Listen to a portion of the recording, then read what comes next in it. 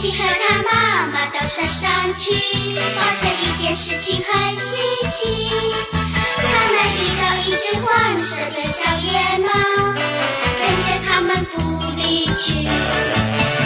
小猫咪呀，小猫咪，它没有家可回去。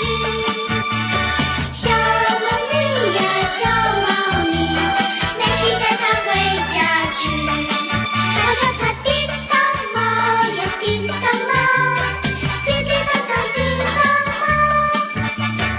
叮当要做美琪的小弟弟，而且叮当它会施法力，有时调皮捣蛋，全家都很生气，有时全家乐无